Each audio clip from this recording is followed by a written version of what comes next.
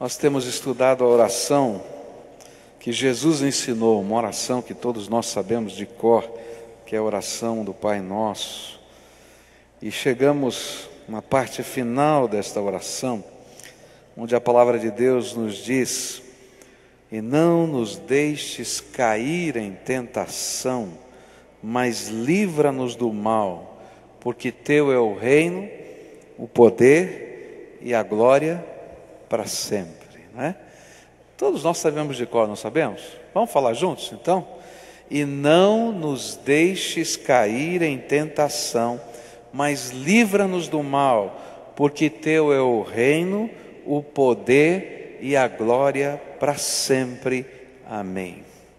Senhor Jesus, nós temos aprendido com a oração que o Senhor ensinou os discípulos a fazerem. Hoje pela manhã começamos a estudar esse trechinho e falamos sobre a tentação e como ela se processa e quais as ferramentas da tentação na nossa vida. Mas agora, Senhor, nós vamos falar sobre como o maligno trabalha. E eu queria pedir que nesse instante o Teu Espírito Santo falasse ao nosso coração, que o Teu Espírito desse discernimento para a nossa vida, que o Teu Espírito pudesse trabalhar nos nossos corações o entendimento da realidade, da dimensão da batalha espiritual, e que o Senhor mesmo nos convencesse de como precisamos da Tua misericórdia e da Tua graça. Senhor, revela-te aqui. Se o Senhor se revelar, eu tenho certeza que haverá fome no coração, no espírito, busca dentro da alma, e nós ansiamos a manifestação da Tua presença entre nós. É aquilo que oramos em nome de Jesus. Amém e amém. Por que será que Jesus ensinou que precisamos orar, livra-nos do mal? É interessante perceber que essa expressão, livra-nos do mal, ela pode ser traduzida e, na minha opinião, ela melhor seria traduzida como livra-nos do maligno, porque de fato é isso que está escrito ali no original. Por que será então que o Senhor Jesus disse, olha, livra-nos do maligno? É interessante que durante muitos anos na história não havia nenhum problema para as pessoas entenderem que existe um personagem que é a personificação do mal, Satanás ou o diabo. Mas no final do século XIX, começo do século XX, os homens começaram a acreditar tremendamente na ciência. E a ciência, de alguma maneira, dizia, não, muito do que vocês acreditam ser de origem maligna ou demoníaca, na verdade não é. E, em parte, a ciência tinha razão, porque haviam várias crendices. Mas chegou-se então ao extremo, de dizer, não existe nenhuma personificação do mal. E esse pensamento foi entrando dentro da sociedade, entrando dentro das igrejas, inclusive, e a concepção, por exemplo, de diabo, de demônios, de inferno, de batalha espiritual, começou a ser questionada.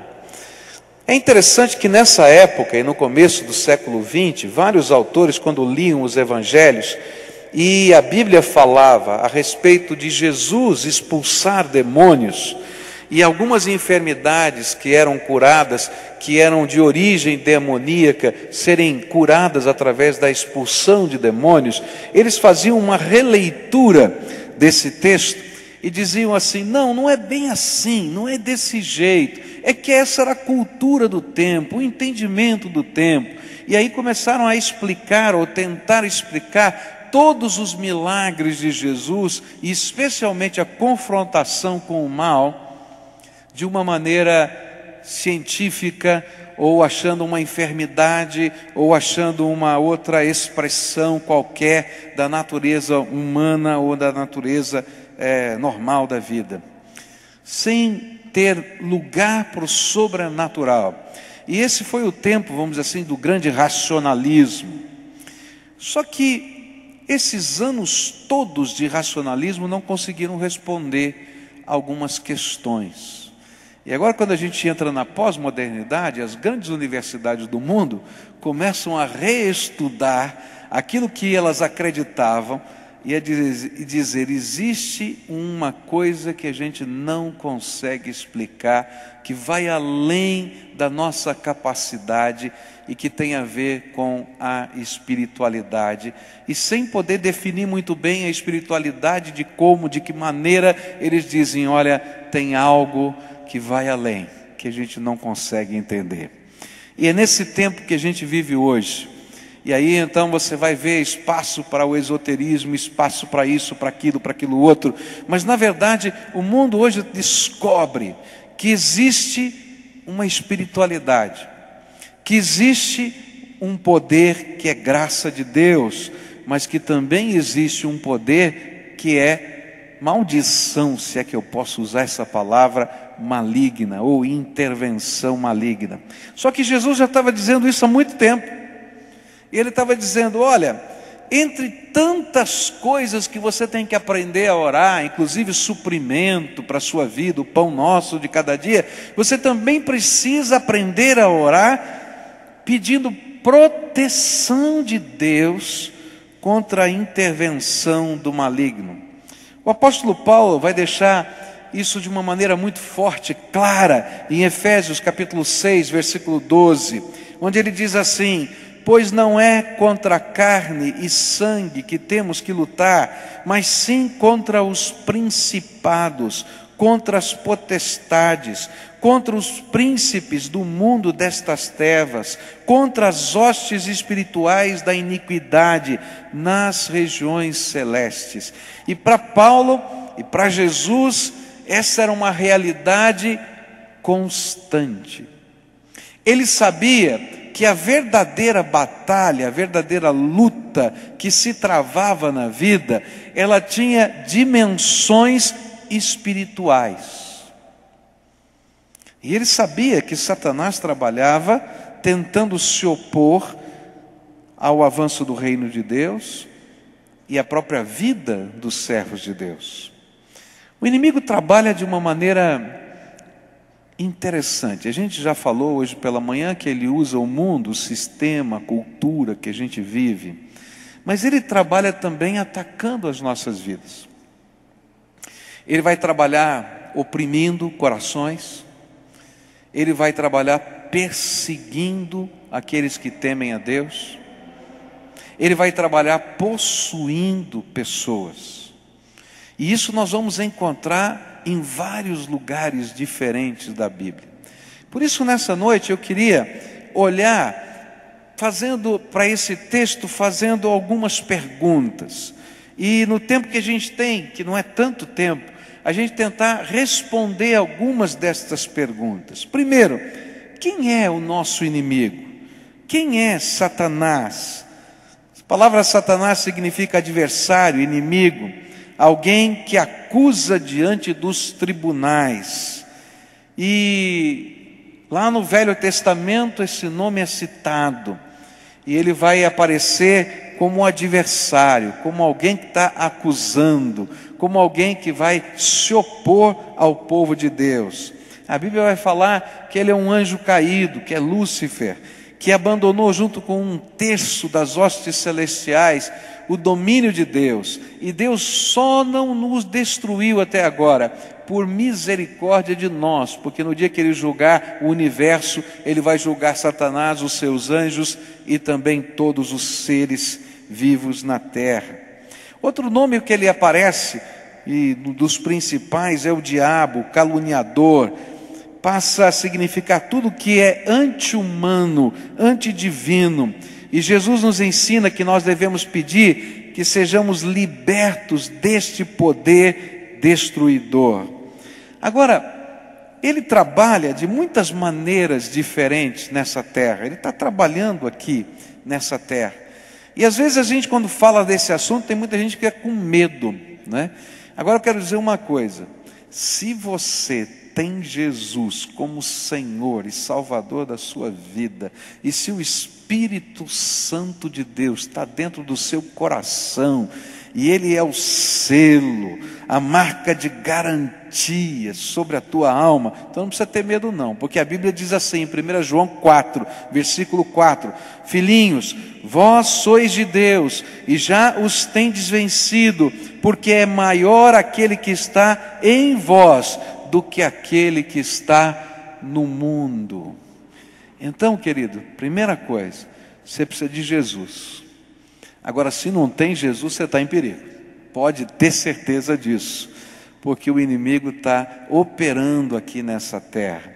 Agora, como ele trabalha? Essa é a segunda pergunta que eu queria fazer. Como é que ele está trabalhando aqui na terra? A primeira coisa que a gente vai aprender sobre isso é que ele usa uma ferramenta chamada astúcia. Ele é bastante capaz e usa esquemas que são muito bem planejados e sutis. Veja só como ele se apresentou para Eva no jardim. Ele se apresentou para Eva no jardim como um dos animais que tinham maior inteligência naquele tempo, maior habilidade, que era a serpente. E da mesma maneira ele age nos dias de hoje.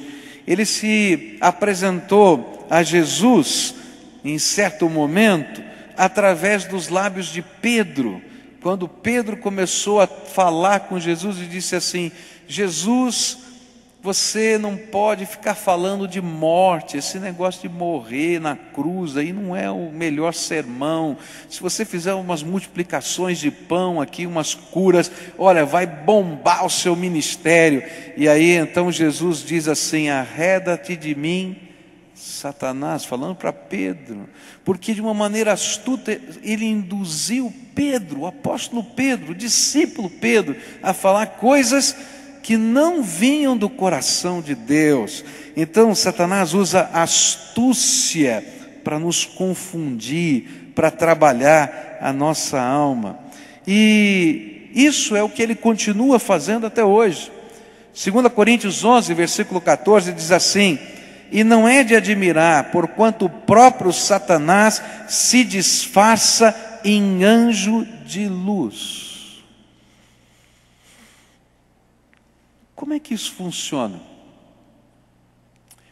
Hoje em dia, existe uma teoria que corre por aí, que bem e mal são dois lados da mesma coisa.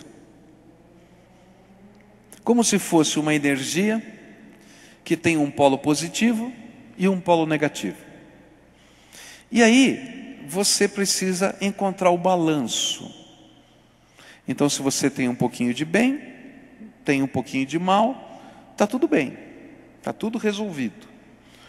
Só que isso é uma astúcia de Satanás, porque a espiritualidade não é só uma energia que você tem um balanço.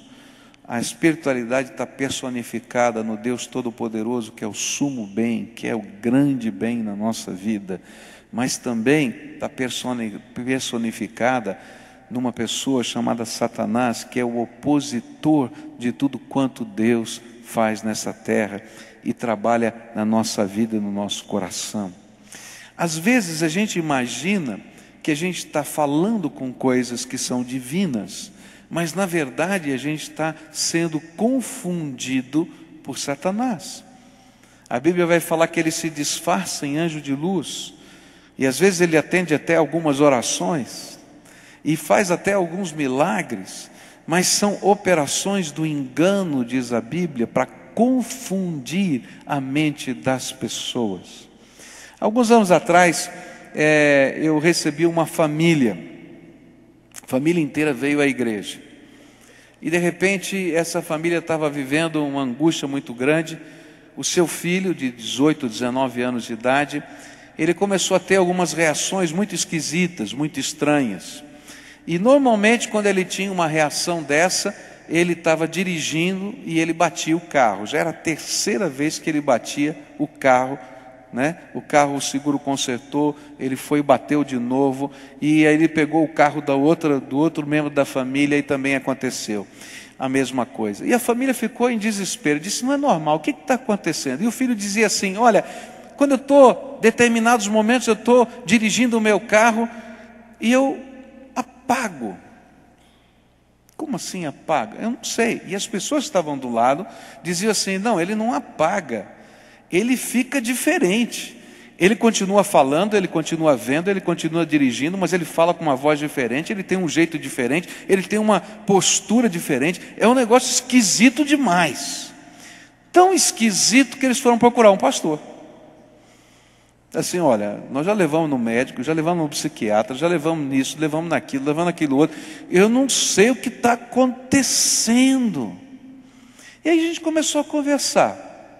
E aí começamos a conversar e eu perguntei: mas o que é? Como é que funciona? Como é que é a história da família? De que jeito é? Até que num dado momento eu perguntei para aquele rapaz, disse assim: você já tomou um passe? Ele disse assim: sabe, eu já tomei. Como é que foi essa história? Ele falou assim: olha, eu estava com meu amigo, ele foi num determinado lugar, e lá então a pessoa estava dando um passe para uma bênção, e eu estava junto com ele. A pessoa perguntou: você não quer um passe também? Eu falei: bom, tudo bem, eu quero. E recebeu o passe.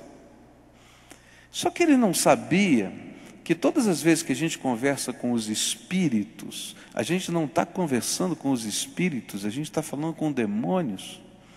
Porque os mortos não falam. Quem falam são os demônios. Está na Bíblia.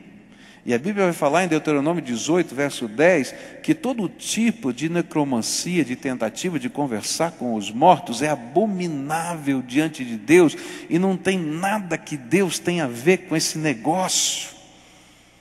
E aí então, a partir daquele dia, um demônio entrou no coração, na mente, na vida daquela pessoa. Ele foi enganado pela astúcia, porque ele achou que estava ganhando uma bênção, mas na verdade não tinha bênção nenhuma, era uma enrolação. E naquele dia, quando a gente orou, expulsando aqueles demônios, manifestações aconteceram na vida daquele jovem, mas o poder de Jesus o libertou, e ele foi transformado, porque só Jesus nos livra do maligno. Só Ele faz isso. Agora, por que eu estou falando isso? Porque muitas vezes nós somos enganados pela astúcia de Satanás. Por isso a gente tem que ter a Bíblia na mão e ler a palavra de Deus e entender que só aquilo que confere com as Escrituras sagradas, de fato vem de Deus. E qualquer prática religiosa que não esteja firmada na palavra de Deus, não vem do Senhor. Ainda que pareça uma manifestação de um anjo de luz. Porque o nosso inimigo é astuto. E normalmente os instrumentos satânicos se apresentam de uma maneira admirável. Eu digo que eles sempre vêm embrulhadinhos para presente, mas o conteúdo é ruim. E muitas vezes ele tenta se passar por um amigo interessado que quer o nosso bem e o nosso sucesso. Mas não é assim. Foi dessa maneira que Satanás enganou Eva lá no jardim, como uma astuta serpente. E essa oração que Jesus nos ensinou a fazer é oração para que o poder de Deus nos livre não somente do poder de Satanás, mas também da sua astúcia, das suas maneiras sutis com que ele mesmo tenta nos enganar. Queridos, essa não é uma realidade fora do normal. No mundo espiritual, essas coisas estão acontecendo a todo instante. E a batalha espiritual é tremenda. Há coisas que estão acontecendo na sua vida que não serão resolvidas apenas pela tua inteligência, pela tua capacidade, pela sua maneira de discernir a vida e o mundo, mas vocês vão precisar de uma intervenção sobrenatural do Deus Todo-Poderoso na tua vida, e algumas vezes até de libertação, um processo de resgate de Deus. Há pessoas que estão aprisionadas por sentimentos, por atitudes, por práticas, que nasceram do desejo da sua carne, mas que depois se transformaram em verdadeiras cadeias e prisões, fortalezas dentro do nosso entendimento. Diz a Bíblia que o Satanás está trabalhando e que precisam ser quebradas no poder do nome de Jesus, e só Jesus faz isso. Não é uma liturgia de excomunhão ou de expulsão de demônios, não. É uma liturgia, não tem jeito, não tem liturgia, não tem prática religiosa. É a intervenção poderosa de Jesus na nossa vida, é a presença do nosso Redentor, é o poder do Espírito Santo dentro da nossa alma, é o pacto de vida, de fé, que a gente faz só com Jesus Cristo. E queridos, eu quero dizer uma coisa para vocês: Satanás é astuto, e ele trabalha até no meio do povo de Deus. Ele trabalha tentando destruir aquilo que é a nossa convicção do reino de Deus. Alguns anos atrás, aqui nessa igreja, eu fui procurado por uma senhora que me contou a sua história. É uma história incrível. É difícil até de acreditar, mas eu vi, é verdade. Essa senhora, já madura na vida, contou a história dela quando jovem, no começo da sua vida cristã. Morava na cidade do Rio de Janeiro, num dos morros do Rio de Janeiro. Dentro da sua casa funcionava um terreiro de macumba na sua casa. A sua mãe era mãe de santo. E houve um problema de família, e ela percebeu uma situação ruim entre o seu pai e sua mãe, e foi um momento de muita angústia na sua vida, e por causa disso ela começou a frequentar uma igreja evangélica, uma igreja batista. Começou a frequentar aquela igreja, veio a se converter, Jesus transformou a sua vida, fez uma marca profunda na sua alma de transformação. E através do testemunho dessa moça, houve a vitória da sua mãe se converter também. Mas um dia, lá no terreiro do Macumba, quando a mãe estava ainda naquele processo e ela estava ainda evangelizando, houve uma profecia maligna lá dentro do terreiro, que Satanás ia tentar destruir a vida daquela moça. Bom, a gente tem tranquilidade porque a palavra de Deus diz, que é maior aquele que está conosco. Mas presta atenção como você vive, porque às vezes a gente abre brechas espirituais dentro da nossa vida e a gente não entende como é que funciona a dinâmica das coisas espirituais. Balaão disse para Balaque que a única maneira de destruir ou de atingir uma maldição no meio do povo de Deus é quando o povo de Deus desonra o nome de Jesus. Aí a gente abre brechas espirituais na nossa vida, desonra o próprio pacto que ele tem com Deus. Bom, essa moça sabia disso, a mãe, todo mundo na igreja, e de repente ela começou a namorar uma pessoa que não era do Senhor. Essa pessoa vinha aos cultos, ela conhecia dentro da igreja, mas não era convertida. Vinha aos cultos, assistia, e assim foi, o namoro foi avançando, e o namoro terminou na cama, num motel. E quando ela fez pela primeira vez sexo com um homem, na cama de um motel, com esse homem, no momento em que eles estavam tendo o seu relacionamento sexual, aquele homem ficou possesso por Satanás. E Satanás falou através da boca daquele homem para aquela mulher: eu falei que ia destruir a tua vida. Ela me contou isso. E depois me contou a sua história, as bagunças, as dificuldades, os desacertos, porque ela se afastou dos valores do reino de Deus e da sua justiça. Satanás é astuto. E o que ele quer é que a gente não tenha pactos com o Senhor, compromisso com o Senhor, vida com o Senhor. Agora, se você tem vida com Deus, se você tem comunhão com o Espírito, se Jesus é o Senhor da tua vida, maior é aquele que está sobre você do que qualquer outra coisa. Agora, essas são realidades. Tem gente que não gosta de falar sobre elas, mas são realidades da palavra de Deus, são realidades da vida. Uma outra maneira de Satanás trabalhar é quando ele torce a palavra de Deus. E ele tenta nos confundir com a palavra de Deus. E aí entram as heresias bíblicas, não bíblicas na vida da gente. E lembra disso, que a Bíblia diz que Satanás é mentiroso por natureza. João 8, verso 44 diz assim: vós tendes como pai o diabo, e quereis satisfazer os desejos do vosso pai. Ele é homicida desde o princípio, e nunca se firmou na verdade, porque nele não há verdade. E quando ele profere mentira, fala do que lhe é próprio, porque é mentiroso e pai da mentira. Uma das armas de Satanás não é somente a astúcia, mas é operar o engano. O seu desejo é seduzir-nos, usando até aquilo que parece bonito, bom, cheio de luz, mas é engano e mentira.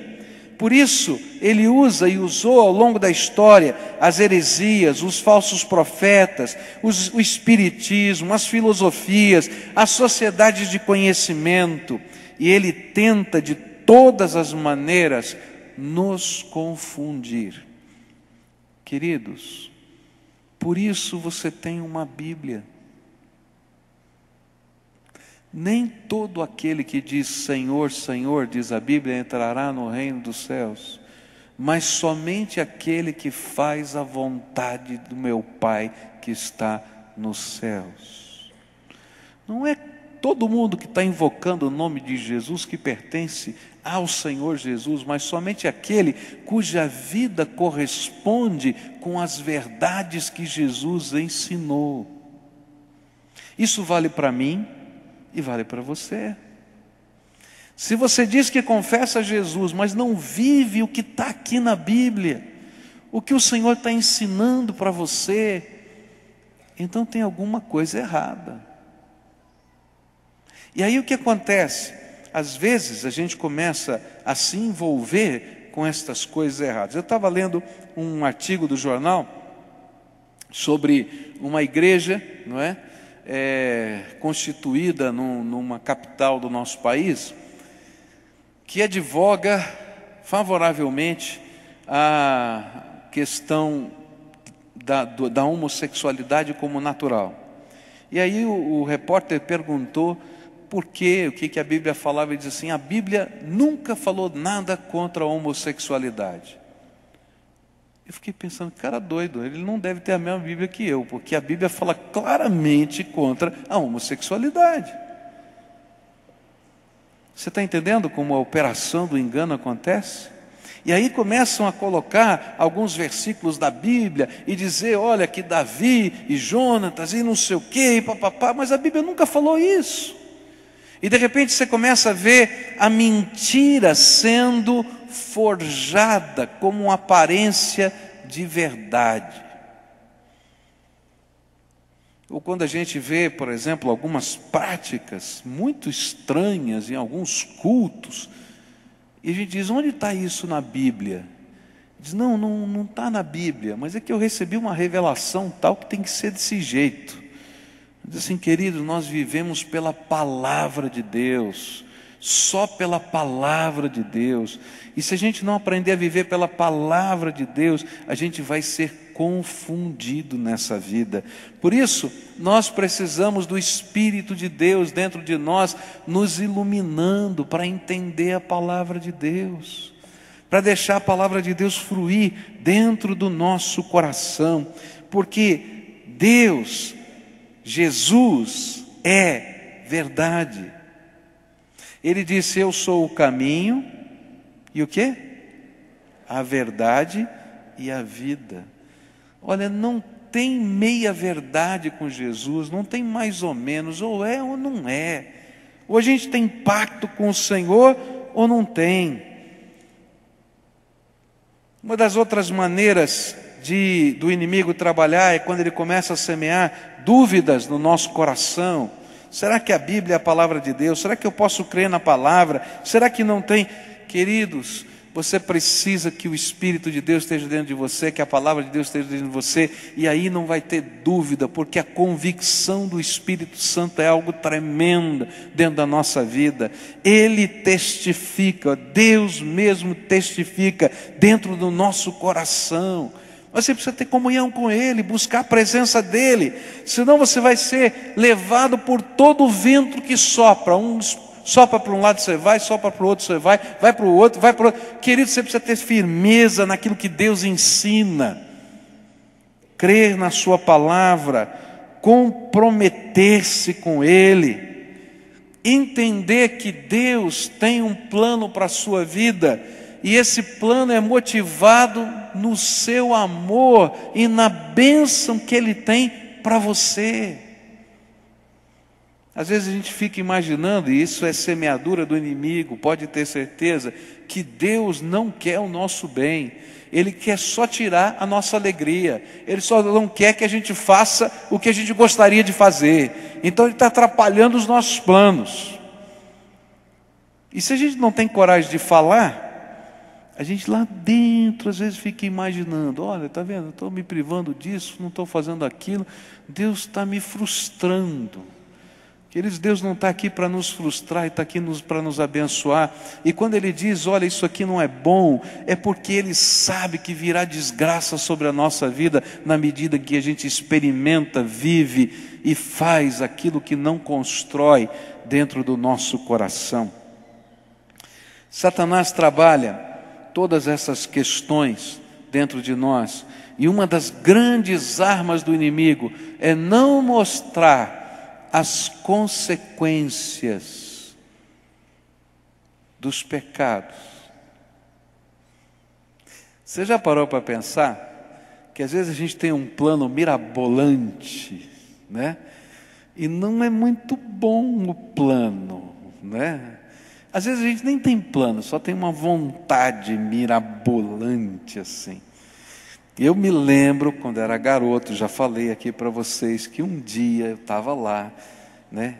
E vi lá um pneu de carro lá maravilhoso, né? De um fusquinha. E não sei porquê, me deu vontade de pegar um palitinho e esvaziar o pneu. Não me pergunta por que me deu vontade de fazer isso. Não sei. Mas eu peguei o palitinho e o pneu baixou. Ficou no chão. Eu olhei para a direita, olhei para a esquerda, achei que ninguém tinha visto e fui embora. Por quê? Porque às vezes quando a gente sofre a tentação, e esse é o jeito do inimigo trabalhar na nossa vida, a gente não imagina que vai ter consequência. Ele sempre diz para a gente que não tem problema não, a gente dá um jeitinho, tá? Bom, naquela noite o dono do carro precisou do carro, porque a mulher dele ia ganhar neném.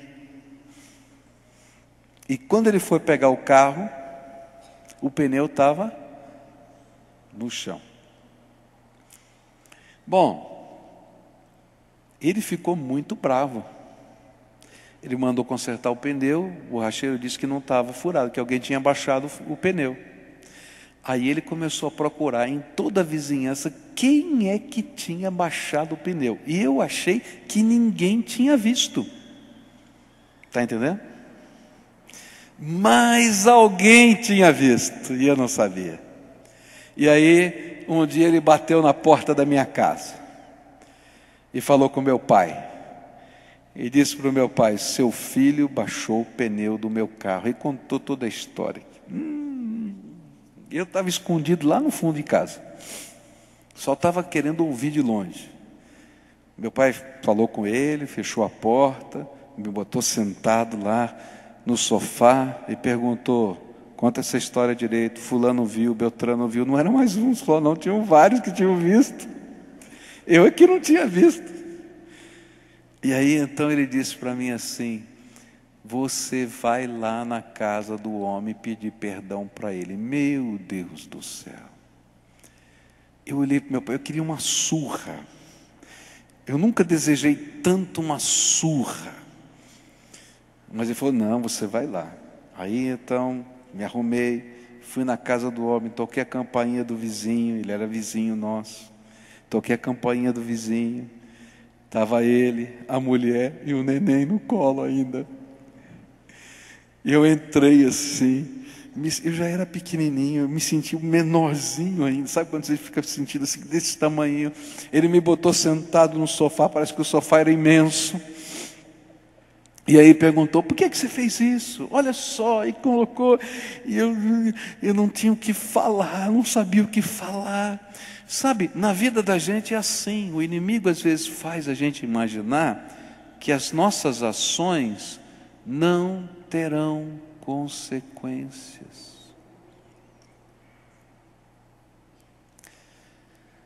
E toda vez que a gente toma decisões que contrariam o propósito de Deus, a gente abre na nossa experiência, no nosso dia a dia, brechas espirituais que permitem que o inimigo ataque a nossa vida. Mas mais do que isso, buracos espirituais que têm consequências naturais. E outras vezes, buracos espirituais que Deus precisa julgar e castigar. E quando a gente não entende essa dinâmica, a gente não compreende as batalhas espirituais que a gente está vivendo. É por isso que Jesus ensinou que a gente precisa fazer uma oração. E ele disse assim: Pai, não nos deixes cair em tentação, mas livra-nos do maligno. Porque teu é o poder, que mais? O reino e a glória, para sempre, sempre. Amém. A grande lição da oração do Pai Nosso toda está nisso.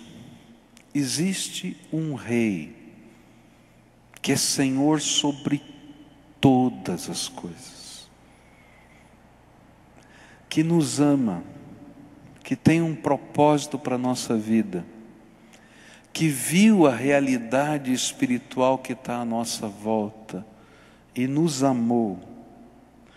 E sabendo que nós não tínhamos condições de enfrentar estas batalhas espirituais sozinhos, sejam as mais dramáticas, como uma possessão demoníaca, sejam as menos dramáticas, como uma tentação, Ele mesmo tomou o nosso lugar na cruz do Calvário, morreu pelos nossos pecados, para que tudo aquilo que fazia separação entre nós e Deus pudesse ser cravado na cruz sobre Ele, e Ele pudesse pagar a nossa dívida. Desceu ao Hades, ao lugar que nós chamamos de inferno, tomou das mãos de Satanás as chaves da morte e do inferno, e ressuscitou ao terceiro dia, para que todo aquele que crê, que confessa Jesus como Senhor, que coloca a sua vida na mão dEle, que coloca a sua esperança nele, que espera a graça interventora dEle no seu coração, possa ter vida, vida abundante, vida transbordante de graça por toda a eternidade. E essa é a essência do Evangelho. Por isso, quando Ele nos ensinou a orar, Ele está nos lembrando que nós precisamos de Deus para reconhecer a grandeza dEle e adorá-lo, para se comprometer com Ele como Senhor e servir nessa terra, para depender dEle no seu sustento e para saber que Ele é o único Salvador e libertador das nossas vidas. Não há poder do inimigo capaz de enfrentar uma palavra do Deus vivo. Não há maldição maligna que possa ser mantida diante de uma palavra de bênção do Senhor Jesus. Não há nada que possa nos separar do amor de Deus, se a gente estiver firmado em Cristo Jesus. E a Bíblia diz que nem principados, nem potestades, nem anjos, nem morte, nem isso, nem aquilo, nada. Porque só o Senhor Jesus é que nos une ao Pai, nos liberta, nos transforma, nos faz ser pessoas que têm um novo valor, o valor da graça de Jesus em nós. E sabe o que acontece? No momento em que a gente toma uma decisão assim e reconhece Jesus como Senhor e Salvador da vida, Deus abre as janelas dos céus e derrama sobre a minha vida o seu Espírito Santo, e derrama sobre a minha casa a sua paz. É promessa dele. Ele disse: deixo-vos a paz, a minha paz vos dou, não vos la dou como o mundo a dá.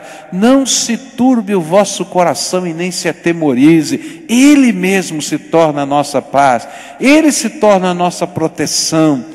E podemos pela fé levantar um escudo tremendo, poderoso, que apaga, que apara todos os dardos inflamados do maligno, diz a palavra de Deus. Mas o que você precisa é de Jesus.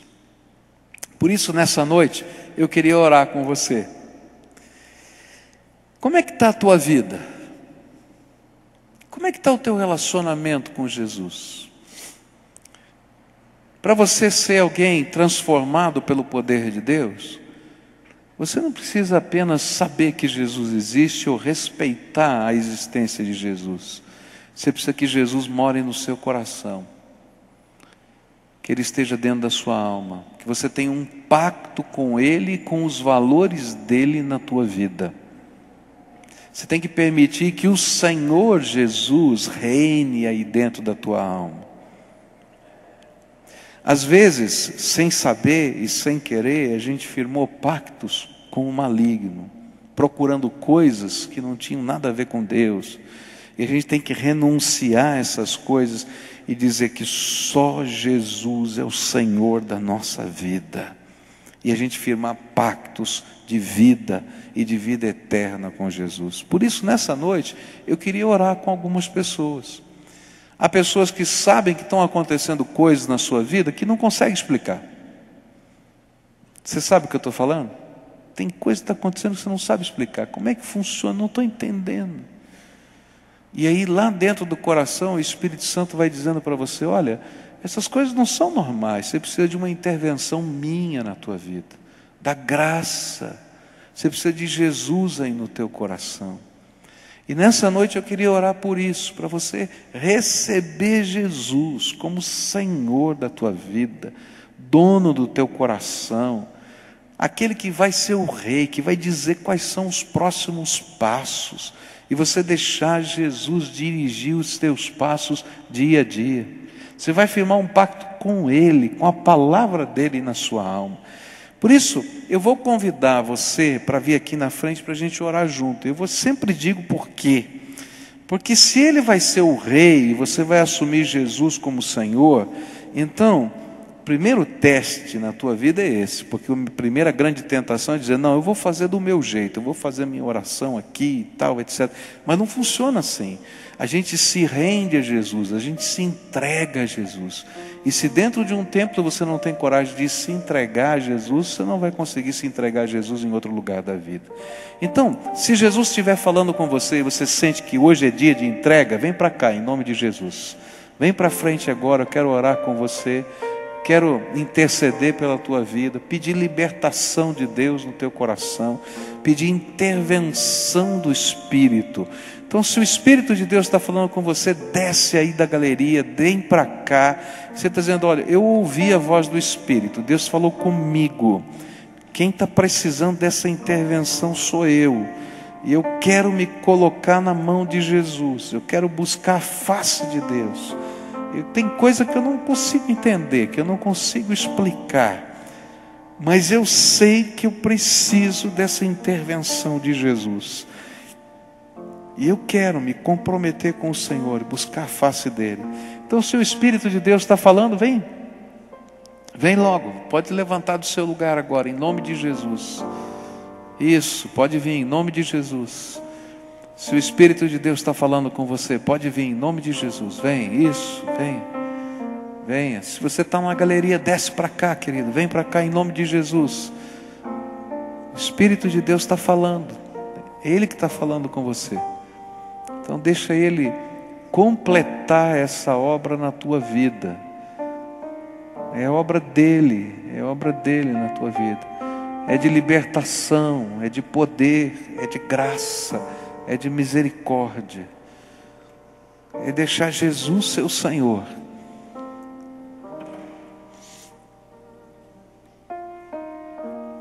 Isso, venha, pode vir, em nome de Jesus.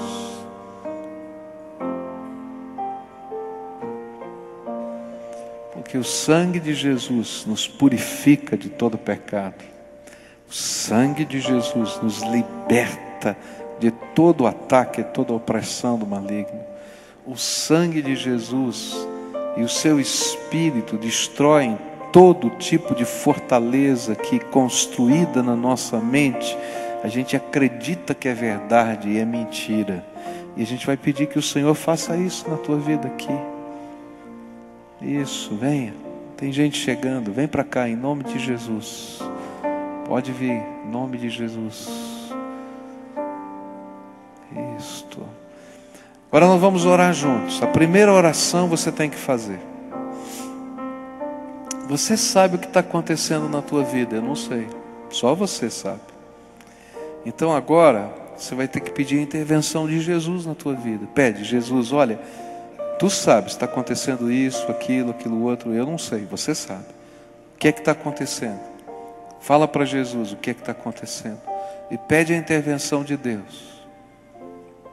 Pede a intervenção de Deus na tua vida. Pode pedir. Se você, em algum momento da tua história, fez algum compromisso com o reino das trevas, mesmo sem saber que era o reino das trevas, você tem que dizer para Jesus que hoje você renuncia a esse compromisso e que você quer firmar um compromisso só com Jesus e mais ninguém. Que você deseja a intervenção de Jesus. Se tem alguma coisa que te escraviza, você está preso por essa coisa, você vai pedir para Jesus: Jesus, eu preciso de libertação. Essa ideia, esse pensamento, essa atitude, esse gesto não vem do Senhor, eu sei. Me liberta, eu não quero mais isso na minha vida. Eu quero algo novo do Senhor. E agora você vai convidar Jesus para colocar o trono dele dentro da tua alma. Diz para Jesus: Jesus, eu quero convidar o Senhor para colocar o teu trono de rei dentro do meu coração. Eu quero aprender a te servir. Eu quero aprender a te honrar. Eu não entendo muito disso, mas me ensina, Jesus. Eu quero aprender. Coloca a tua palavra, o entendimento da tua palavra no meu coração e o teu espírito na minha alma. Agora eu quero orar por você, tá bom, querido? Senhor Jesus, estende a tua mão de poder agora sobre esses teus filhinhos, e que eles sejam benditos do Senhor, Que nessa hora o sangue que o Senhor verteu lá na cruz do Calvário esteja lavando e purificando de todo pecado. Que nenhum pecado, nenhum grande, pequeno na nossa mente possa separar essa pessoa do Senhor. E que nessa hora o teu Espírito esteja testificando ao coração desses teus filhinhos: você está limpo, você está lavado pelo sangue do Cordeiro, você é alguém novo, reconstruído pela graça.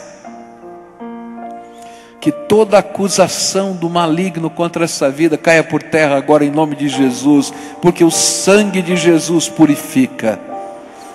E nesta hora, Senhor, eu quero te pedir que toda algema que Satanás tem colocado sobre essas vidas, eu não sei de que tipo, eu não sei de que maneira, na mente, no coração, na carne, nos órgãos, que toda ela seja quebrada em nome de Jesus, e que nesse momento haja libertação em nome de Jesus, haja transformação em nome de Jesus, que toda cadeia do diabo seja arrebentada, e que venha sobre esses teus filhos graça restauradora, restauradora no poder do sangue de Jesus, renovação de alma, de vida.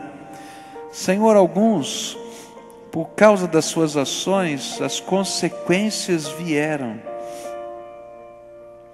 e dor, afastamento, machucadura, separação aconteceu.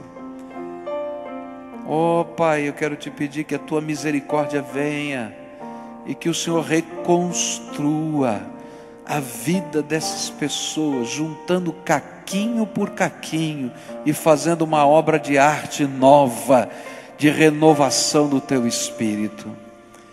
Põe a tua mão, Senhor, e abençoa. Põe a tua mão, Senhor, e abençoa. Põe a tua mão, Senhor, e abençoa. Senhor, alguns estão doentes, eu quero te pedir cura em nome de Jesus.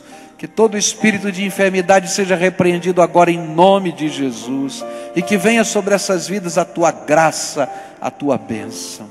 Fica com eles, Pai. É aquilo que nós oramos em nome de Jesus. Amém.